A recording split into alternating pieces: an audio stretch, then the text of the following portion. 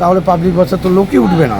এমনি তো লোক হয় না, এমনি লোক হয় না এখন। একেই বলে কারো পৌষ মাস তো কারো সর্বনাশ। পূর্ব ঘোষণা মতো সোমবার থেকে সরকারি বাসে মহিলাদের যাতায়াত ফ্রি, লাগবে না কোনো টিকিট। আর এর ফলে মহিলারা সরকারি বাসেই যাতায়াত করবেন, সেই প্রবণতাই স্বাভাবিক। সরকারি এই সিদ্ধান্তে সিঁদুরে মেঘ দেখছেন বেসরকারি বাস কর্তৃপক্ষ। আমাদের অনেক ক্ষতি হবে এতে গাড়ি বন্ধ করা ছাড়া আর আগামী দিনে চিন্তা ভাবনা আর কিছু নেই। তাদের অভিযোগ, এই সিদ্ধান্তের ফলে মহিলারা বেসরকারি বাসে উঠবেন না। সংগঠনের আশঙ্কা, সরকারি বাসে বিনামূল্যে যাতায়াতের সুবিধা চালু হওয়ায় মহিলা যাত্রীদের একটি বড় অংশ সরকারি বাসের দিকেই ঝুঁকবেন।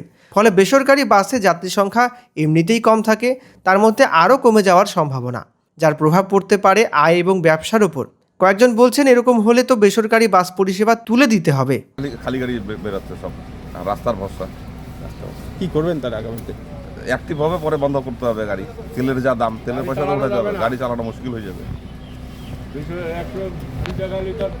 2 টাকা লিটার তেল, তার মধ্যে ওরা ফ্রিতে যাবে, তাহলে আমরা কোথা থেকে রোজগার হবে আমাদের বলেন নাকি? এমনি তো লোক হয় না, এমনি লোক হয় না এখন। সবচেয়ে বড় ব্যাপারটা হলো পরিবহন শ্রমিকরা যেমন আজকে ক্ষতির শিকার হচ্ছে, তেমন বাস মালিকরাও সবচেয়ে বেশি ক্ষতির শিকার হচ্ছে। আজকে 101 টাকা তেলের লিটার, তার মধ্যে সরকারের কোনো ভাবনাই নাই ভাড়া বাড়ানোর। তার মধ্যে আবার ফ্রি মহিলাদের সাথে দুজন যদি পুরুষ যায় গাড়িতে, তাহলে পাবলিক বাসে তো লোকই উঠবে না। যেমন শ্রমিকরাও ক্ষতি, তেমন মালিকদেরও বিভৎস ক্ষতি হচ্ছে। এতে গাড়ি বন্ধ করা ছাড়া আর আগামী দিনে চিন্তা ভাবনা আর কিছু নেই। শ্রমিকদের ক্ষতি শ্রমিকরাই।